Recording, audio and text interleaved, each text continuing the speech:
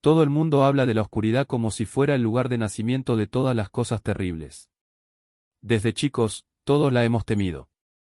Nos imaginamos formas respirando en las esquinas de nuestras habitaciones, criaturas esperando debajo de las camas, el sonido de pasos que retumba por pasillos vacíos mucho después de que todos se hayan ido a dormir.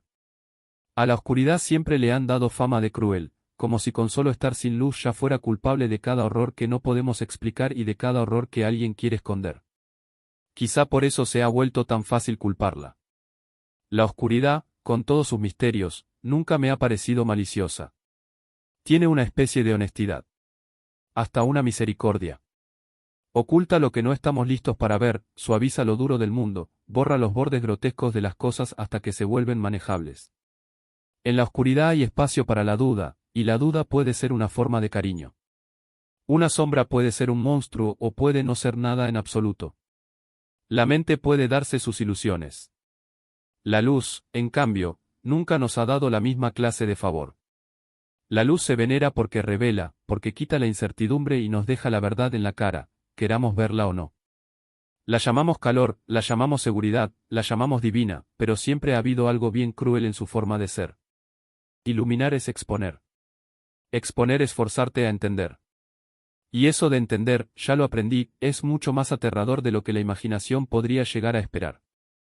Total, la oscuridad solo puede hacerte preguntarte qué hay ahí. Es la luz la que te lo muestra. Entonces, ¿qué es la luz, sino un chiste cruel? Un regalo que nos dan con total conocimiento de que nos vamos a quedar ignorando lo que de verdad se mueve dentro de ella. Nos enseñan a confiar en ella, a buscarla, a creer que todo lo que toca su brillo tiene que volverse seguro solo por estar ahí. Pero todo lo que la luz ha hecho es convencernos de que ver es lo mismo que entender. Estar bañado en luz no es conocer el mundo, solo conocer su superficie delgada y frágil. Todo lo de abajo, todo lo que queda más allá de lo que alcanza nuestra comprensión, sigue existiendo igual, invisible no porque esté escondido, sino porque nuestras mentes nunca se construyeron para percibirlo. Tal vez ese sea el chiste más viejo de todos, que confundimos la iluminación con la verdad, sin pensar cuánto puede existir ahí frente a nosotros, claro y a la vista, y aún así ser incomprensible. Hay algo casi para reírse con esto, ¿no? Que a lo largo de toda la historia humana hayamos tratado a la luz como divina, como sagrada, como la expresión más pura del bien, y sin embargo el engañador más infame de toda la creación una vez llevó su nombre. Lucifer, el que trae la luz, la estrella de la mañana, el radiante, fue derribado no por la oscuridad, sino por el orgullo, por el conocimiento, por la terrible ambición de ver demasiado.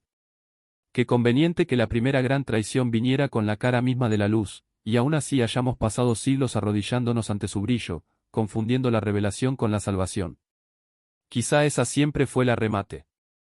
No que la oscuridad nos oculte monstruos, sino que la luz nos enseña a confiar en lo que podemos ver, mientras nos deja ciegos ante todo lo que hay más allá.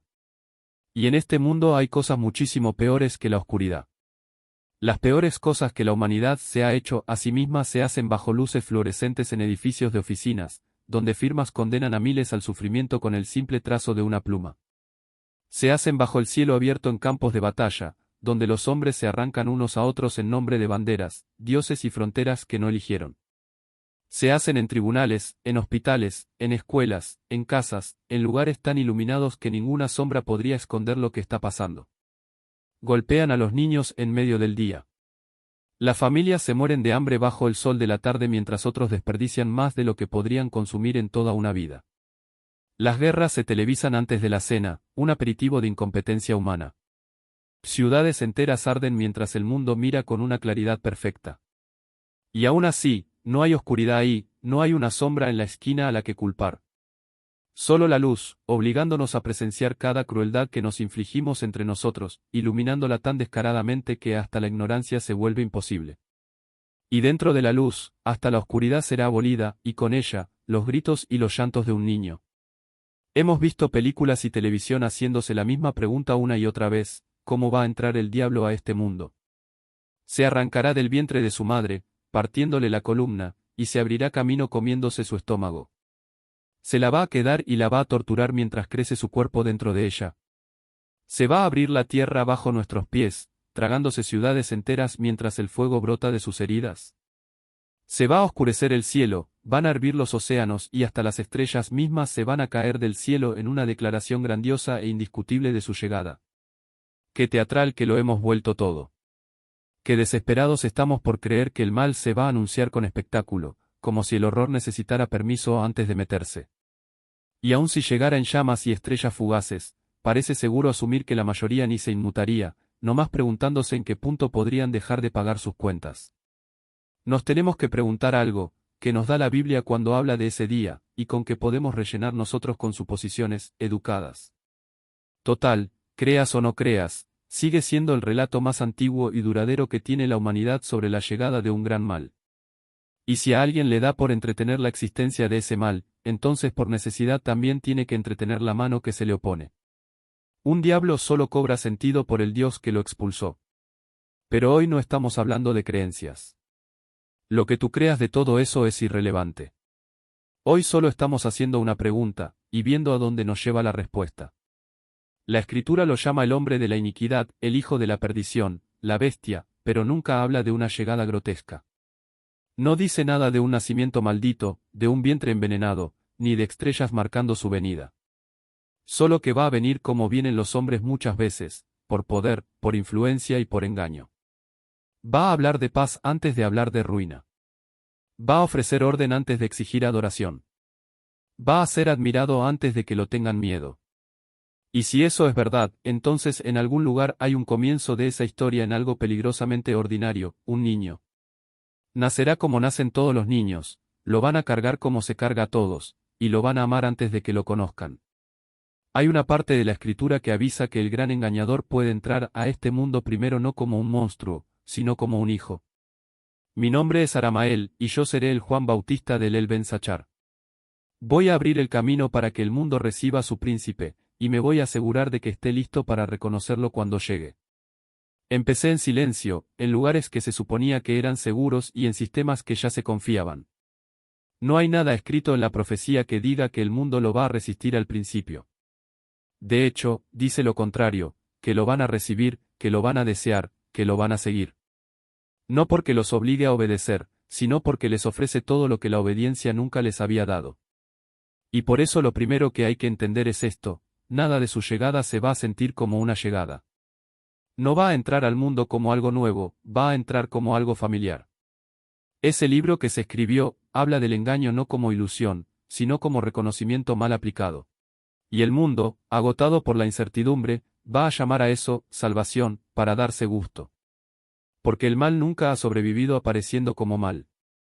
Ese es el malentendido que ha dejado a la humanidad hecha pedazos desde el principio. Nos imaginamos la corrupción con colmillos, la podredumbre con un olor, la maldad con alguna mancha visible, como si la moral fuera algo que el ojo pudiera medir. Pero los males más devastadores siempre han llegado vestidos de necesidad. Un rey promete seguridad. Un gobierno promete orden. Un doctor promete misericordia. Un profeta promete verdad. Y los hombres, desesperados y asustados, se van a arrodillar ante cualquiera de esos, si la promesa suena lo suficientemente clara. Ya pasó antes y va a pasar otra vez. Porque yo voy a ser el que, soy el que, lo hace otra vez, lo que va y lo que ha hecho. Él va a ser hermoso, sabio en las cosas que los hombres admiran. Misericordioso en las cosas que los rotos anhelan. Va a hablar y las personas heridas van a sentir que por fin los entienden. Va a tocar a los enfermos y ellos lo van a llamar un milagro divino. Va a levantar naciones del hambre, va a seguir declarando guerra con su voz, y va a reparar sistemas que durante mucho se creyó que ya no tenían arreglo. Y dime, con honestidad, ¿quién lo rechazaría? ¿Qué madre, viendo a sus hijos morirse de hambre, se negaría a la mano que les da de comer? ¿Qué padre, enterrado bajo la deuda y la humillación, le cerraría la puerta a la mano que le devuelve el orgullo? ¿Qué nación, ahogándose en sangre y ceniza, no abrazaría al arquitecto de la paz? Ese es el fallo de la profecía, como casi todos la leen. Buscan horror y se les pasa la posibilidad de alivio. Pero el alivio también puede ser una trampa. Así empieza la adoración, no con miedo, sino con gratitud. Para cuando el mundo entienda lo que tiene enfrente, ya no va a importar el entendimiento. El reconocimiento ya se habrá hundido demasiado en ellos. No va a necesitar conquistar la tierra. Se la va a entregar ella solita, Esa es la simpleza de la profecía. No es que el mal suba, es que la humanidad, agotada de sufrir, va a rogar por él. Antes de que hubiera un pesebre esperando en Belén, había una voz esperando en el desierto. Antes de que hubiera un pesebre esperando para él, estaba yo. ¿Me entiendes? El Creador, con toda su sabiduría, siempre ha preferido el orden. Pero cada acto de creación lanza otra forma aparte. Cuando hizo un reino arriba, se formó uno abajo. Cuando hizo ángeles de adoración, también llegaron ángeles de rebelión. Cuando hizo un hijo para anunciar la salvación, el abismo contestó con uno para anunciar la ruina. Ese fue mi comienzo. Fui moldeado desde la intención, forjado desde la oposición, y me dieron aliento con la primera desobediencia, y fui formado con la primera mentira. Abrí los ojos en los lugares oscuros de la creación y me dieron solo una orden: abre el camino. Así que lo hice. ¿Alguna vez te has preguntado cómo se ve el infierno? Donde vive toda esa jauría de demonios, y se sienta Satanás en un castillo de obsidiana, con la única luz siendo el fuego arrastrándose por cada pedacito de suelo. La respuesta es no. Cuando nuestro príncipe fue derribado a su dominio, el impacto dejó atrás un cráter más grande que cualquier valle, más profundo que cualquier fosa marina, enorme como para hacer que las montañas del mundo parecieran granos de polvo. Alrededor de las paredes de ese cráter, talladas en la piedra negra como heridas, había cavernas sin fin. Ahí es donde vivimos. Millones de nosotros, esparcidos por las paredes como nidos de avispones. Algunos son lo bastante grandes como para albergar legiones enteras, y sus profundidades se tragan hasta el sonido. Otros son tan estrechos que hasta el más pequeño entre nosotros apenas podría darse vuelta dentro. Los más viejos, los más fuertes, viven más cerca del fondo, más cerca de él. Los más jóvenes los obligan a esperar más arriba. Ahí pasé mis primeros 300 años. 300 años en una cueva no más ancha que una tumba, con nada más que el rascado de los otros alrededor de la piedra y los gritos lejanos de los que eran castigados abajo. Un siglo puede sentirse como una tarde. Una hora puede sentirse como podredumbre asentándose en los huesos. Y no hay fuego, el infierno es frío. No el frío de invierno, sino el frío de la ausencia. Un frío tan completo que te roe, te quita hasta el pensamiento y te deja solo con el instinto. Hambre y odio por los humanos. Y justo en el centro de ese cráter, donde la piedra se deshace y cae hacia una oscuridad interminable, es donde él reside. No vive en un gran castillo con un gran salón del trono. Se queda exactamente donde aterrizó. Enterrado en la herida más profunda del pozo, a medias oculto por la oscuridad, su presencia se estira a través de cada pared y cada caverna como venas por la carne. No lo vemos a menudo, pero tampoco hace falta. Cuando habla, la misma piedra lo lleva. Y cuando llamó mi nombre por primera vez, yo era muy joven. 300 años, apenas más que un bebé según lo que soy ahora. Pero aún así me llamó. Aramael. Hay un jardín. Ve. Subí desde mi caverna y ascendí por las paredes del pozo, pasando la boca de cosas antiguas que me miraban en silencio. Algunos se rieron. Algunos murmuraron. Sabían a dónde me iban a mandar. Sabían que esperaba ya, aunque yo no. Nunca había visto el mundo de arriba. Hasta entonces, todo lo que conocía era piedra, frío, hambre y oscuridad. Pero Edén. Edén era insoportable. El primer aliento me pegó como veneno. Aire tibio, lleno de vida. Ríos moviéndose sin parar. Árboles doblándose bajo el peso de los frutos. Bestias durmiendo unas junto a otras sin miedo. Los miré, por lo que los hombres llamarían días, aunque ahí el tiempo era raro. El hombre se movía por el jardín con seguridad, nombrando todo como si le perteneciera. Cada bestia, cada ave, cada criatura que se arrastraba. Pero a quien estudié fue a la mujer. Los hombres creen que la fuerza está en el músculo, en el mando, en la conquista. Siempre lo han malentendido. La fuerza está en resistir. En la curiosidad. En estar dispuesto a alcanzar lo que te dicen que no toques. La mujer era curiosa, por eso le tocó a ella. Y así tomé mi forma. Me enrosqué en las ramas encima de ella y esperé. Cuando se acercó, le hablé. ¿De verdad él te dijo que no podías comer de ese árbol? Una pregunta simple. Ella me miró hacia arriba, inocente de una forma que tu especie ya no puede entender. No había sospecha en ella, ni miedo, solo curiosidad. Podemos comer de muchos árboles, pero no de ese. Si comemos el fruto que crece ahí, moriremos. Morir. Ella dijo esa palabra sin entenderla. Casi me río. No vas a morir, le dije. Se te van a abrir los ojos. Por primera vez en la historia, vi el deseo tomar forma y entrar en ella. Y cuando su mano se cerró alrededor del fruto dorado, sentí que el jardín temblaba. El primer horror, el primer espíritu de desafío, nació en la primera creación del Creador. Y todos los horrores que vinieron después no fueron más que el eco de esa primera mano extendida. Es gracioso, de alguna manera. Los hombres han pasado edades culpando a la serpiente, como si yo le hubiera forzado la mano. Como si yo lo hubiera arrastrado hasta ese árbol y hubiera apretado el fruto contra sus labios. Pero nunca fue así conmigo. Nunca ha sido así con nosotros. La elección. Ese fue el verdadero regalo que le di. No el fruto ni la mentira, fue la elección. Y al elegir, se lo dio a él. Luego él eligió. Y en ese momento entendí algo sobre tu especie que desde entonces ha moldeado mi trabajo. A los humanos no los hace falta que los empujen hacia la ruina. Solo necesitan permiso. Para cuando entendieron lo que habían hecho, ya era demasiado tarde. La vergüenza entró en ellos. La vi extenderse por sus caras como una enfermedad, los vi cubrirse, los vi esconderse entre los árboles como si esconderse pudiera deshacer el conocimiento. La ignorancia es una misericordia cuando todavía no se pierde para siempre. Recuerdo haberlos visto salir del jardín. El hombre en silencio, la mujer llorando. Sus pies hundiéndose en una tierra que ahora los rechazaba. Sus cuerpos aprendiendo el hambre por primera vez. Sus mentes aprendiendo el miedo. Vi nacer a tantos demonios ese día. Fue entonces cuando el Ben Sachar me habló otra vez. Bien hecho. Le susurré a Caín cuando la envidia le temblaba en las manos mientras veía que a su hermano lo favorecían. Le enseñé que el amor se puede medir y que lo que se puede medir se puede robar. Ese fue el primer asesinato. Me paré entre los hombres antes del diluvio y les enseñé un hambre que va más allá de sobrevivir.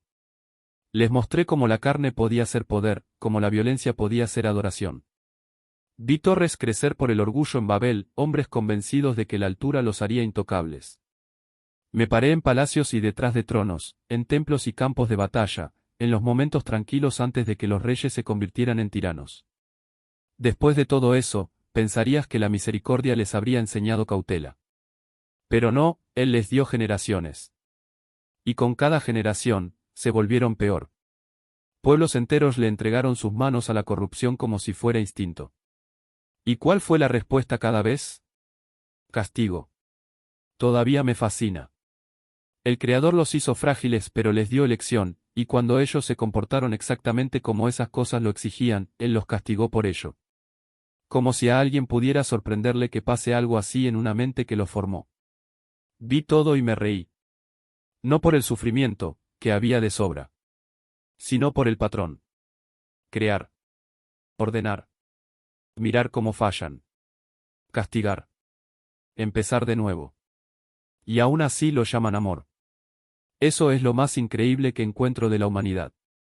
Aguantar el juicio una y otra vez y aún así llamar santo al golpe que te cae encima. Quizá por eso eras tan fácil de romper. No porque fueras débil. Sino porque estabas dispuesto. Hubo una generación que no entendí. Nazaret se suponía que era un trabajo sencillo. Pero entonces estuvo él. El niño no reaccionó como los demás. La mayoría de los niños escuchan antes de entender. Se vuelven lo que les dicen que sean. Él no. Hizo preguntas que no le correspondían. Preguntas que no nacían de la curiosidad, sino de algo más firme. Como si el conocimiento no fuera algo que se aprende, sino algo que ya estaba sabido. Intenté lo que siempre había hecho, pero no prendió. Difícil explicar cómo se siente eso. Imagina presionar tu mano en el agua y encontrar piedra. Era quietud, certeza inmovible. Lo vi crecer, esperando el arco de siempre. La forma. El quiebre. La rendición lenta a como es el mundo. Pero el mundo no lo tocaba de la misma manera. El hambre no lo alteraba. Los poderosos no lo doblaban. Incluso la muerte, cuando habló de ella, sonó como una elección para él. Y empecé a notar algo que nunca había visto antes. Mis susurros no caían limpio. Se oían, sí, pero los apartaban. Él los había escuchado, pero no reaccionaba. Entonces un día, mientras lo veía ser bautizado por Juan, volví a escuchar la voz del príncipe. Ven. Descendí al pozo, pasando por las cavernas, por delante de la boca de los antiguos que se removían mientras yo pasaba. Bajé hasta la gran herida donde él permanecía. Hay un niño, dijo. Al principio, no le di importancia. Tal vez otro rey, otro profeta, otra amenaza para doblar antes de que pudiera crecer. Pero luego habló otra vez. Y por primera vez en toda mi existencia, escuché algo en su voz que nunca antes había oído: precaución. No es como los demás. Nunca hubo nada que no fuera como los demás. Todo hombre se rompía. Todo reino se pudría. Todo profeta sangraba. Así funcionaban las cosas. ¿Quién es?, le pregunté. Y el pozo se quedó en silencio. Hasta el rascado en las cavernas se detuvo. Entonces respondió: es el Hijo del Creador. Me reí. No pude evitarlo. Un hijo. En carne. Con hambre. Con debilidad. Sonaba absurdo. Algo eterno envuelto en hueso. Algo de arriba eligiendo volverse de abajo. Estaba debajo de él. Pero él no se rió. Ahí murió mi diversión. Se incorporó entonces desde la herida por primera vez en siglos, y el pozo tembló bajo él. Su figura se estiró como una sombra viva, antigua y gloriosa. Yo iré a él. Se pasó de largo junto a mí y subió hacia el mundo de arriba. Y antes de desaparecer, me dio mi orden. Ve a Judea y atormenta a los fariseos. Custodian la ley, pero sus corazones están débiles. Aliméntalos de certeza. Aliméntalos de orgullo. Haz que su fe sea insoportable de cargar. Ellos serán los que ejecuten mi plan si el mío no se sostiene. Y luego se fue. ¿Entiendes lo que quería decir? Destruir la fe es fácil. Torcerla hasta que se coma a sí misma, eso requiere paciencia. Así que fui. Caminé entre sacerdotes, escribas y hombres santos. Les susurré en medio de sus estudios. Afiné sus leyes para convertirlas en armas. Les enseñé a amar la ley más que a la gente a la que se suponía que protegía. Y funcionó. Siempre funciona. Cuando el hijo volvió del agarre del príncipe, ellos ya no podían verlo.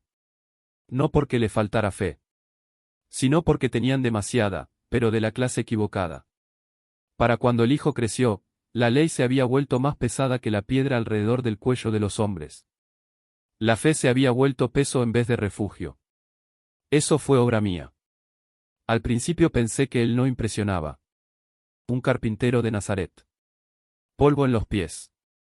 Callos en las manos. Sin ejércitos. Sin trono. Sin riqueza. Pero hubo gente que escuchó.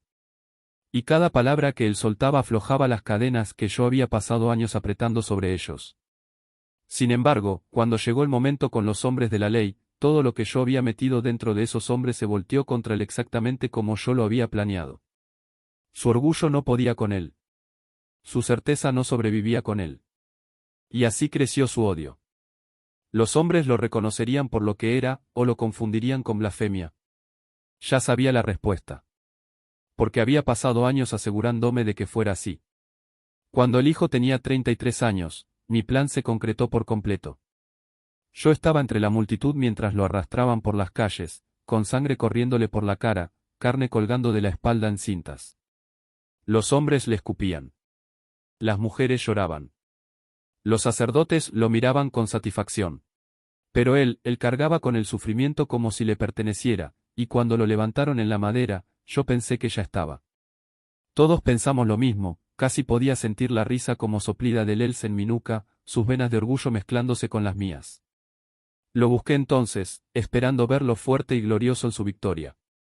Pero cuando lo encontré, parado al borde del Gólgota, no estaba sonriendo ni riéndose. Estaba mirando. Los fariseos creían que habían preservado la ley y Roma creía que había preservado el orden. Y entonces habló el hijo. Perdónalos, porque no saben lo que hacen. Me reí al escucharlo, y cuando lo hice vi que él me miraba directo a mí.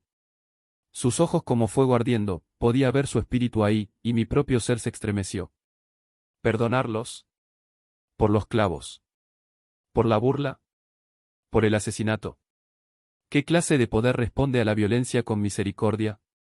Y cuando por fin le cayó la cabeza, y se le fue el aliento, la tierra se abrió bajo nuestros pies. El cielo se oscureció y el velo se rasgó. Y de golpe, él dio un paso atrás. No era victoria. Era horror. Ese fue el momento en que entendí. No lo habíamos matado. Él lo había permitido. Y al permitirlo, se llevó algo. Algo de nosotros. El derecho que nos fue dado después de mi éxito en Edén. El regalo de la muerte. Bajaron el cuerpo. Lo pusieron en una tumba tallada en piedra que ya había visto incontables otras muertes. Vi a los fariseos volver a sus rutinas, aunque su confianza ya no se sentaba igual de limpia en ellos. Vi a Roma seguir con su maquinaria, aunque algunos de sus engranes parecían dudar por razones que no podían explicar. Vi a los discípulos dispersarse y esconderse, cada uno cargando algo más pesado que el miedo, aunque ninguno podía decir con palabras qué era. Vi a Judas cuando reclamó su propia caverna. El Ben Sachar no habló. En el pozo, el silencio significa que el mando todavía no ha llegado. Arriba, en el mundo, el silencio significa que no cambió nada. Pero este silencio no era así. Era como si el mando mismo se hubiera interrumpido a mitad del aliento, y el aliento todavía no decidía si terminar o desvanecerse. Volví a la tumba 3 días después de su muerte. La piedra rodó y su cuerpo ya no estaba. Sabía lo que había pasado, sabía que la muerte ya no era algo que fuéramos a dar y exigir nosotros. Dondequiera que fui, olía su sangre en las frentes de hombres, mujeres y niños. Apestaba y brillaba. A menudo les ponían un círculo de fuego santo alrededor. Muchos demonios intentaron seguir su trabajo de todas formas, incluido yo, pero en cuanto intentábamos, nos regresaban al pozo. Volví al pozo poco después, esperando alboroto y ruido. Esperando que la voz de él quebrara el silencio con cualquier forma de interpretación que fuera a imponer. Él siempre había sido rápido para convertir la interrupción en diseño, pero las cavernas seguían quietas. Cuando llegué hasta él, no se levantó. Solo eso me dijo más que sus palabras. El Ben Sachar no solía estar incierto. Incluso en el exilio, incluso entre la restricción, incluso en ese peso paciente y largo de esperar, siempre había una especie de certeza en él. Una confianza de que la historia se dobla bajo presión, que se corrige hacia lo inevitable. Ahora, sin embargo, algo en él se había detenido. «Estabas ahí», dijo. No era una pregunta. Sí. ¿Y viste el cuerpo? Sí. Después vino el silencio, pero era distinto al de antes. Buscaba una forma para la que todavía no tenía palabras. Al fin habló otra vez, y ya no está. Sí. No respondió de inmediato. Recuerdo ver cómo la oscuridad alrededor de él se movía, como si el propio pozo reaccionara a su tono. Entonces no está terminado, dijo por último.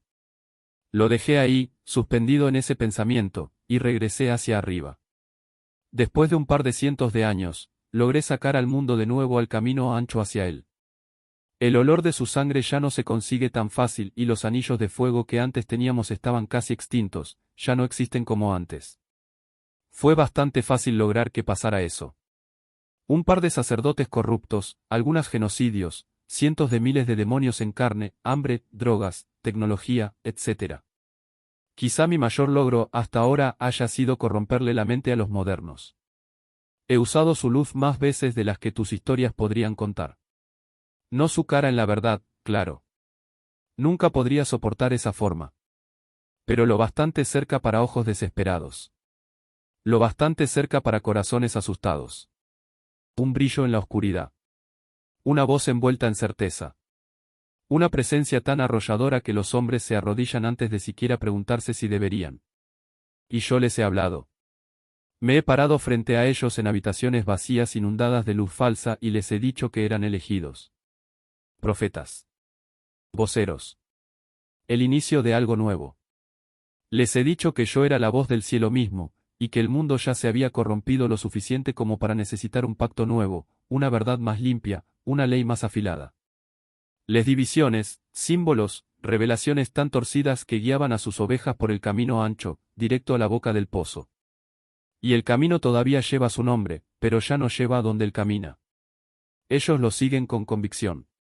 Predican con lágrimas en los ojos. Construyen templos, escriben libros, juntan seguidores, sangran por lo que creen que es verdad. Algunos mueren defendiéndolo. Otros matan para defenderlo. Generaciones enteras nacen bajo estandartes cosidos con mi susurro y lo llaman fe. Y cuando al fin se paran frente a su trono, después de toda una vida de certeza, escuchan esa cosa para la que yo pasé edades preparándolos. No, bien hecho. No, bienvenido a casa. Sino, la terrible corrección. Que estaban cerca. Tan cerca. Lo bastante cerca para probar la verdad, lo bastante cerca para rozarla, y aún así, voltearon, con sus propias manos, hacia otra cosa. No hay angustia como esa. Pasar una vida construyendo el alma como monumento, solo para ver cómo se derrumba por el peso de una sola frase. He visto los gestos en sus caras. No hay nada como eso. Tú le llamas engaño, y sí, eso es lo que hago. Pero el engaño, por sí solo, no tiene poder sin apetito. Una mentira no se puede echar raíces en tierra estéril. Necesita hambre. Orgullo. Miedo. Desesperación. La necesidad de tener la razón. La necesidad de ser elegidos. La necesidad de importar. Ahí es donde entro yo. Pero entiende esto, porque es la única verdad que tu tipo se niega a aceptar, yo no tomo la elección por ti. Pongo el fruto a tu alcance. Tú muerdes. Yo te susurro que no vales nada sin poder. Y tú lo crees.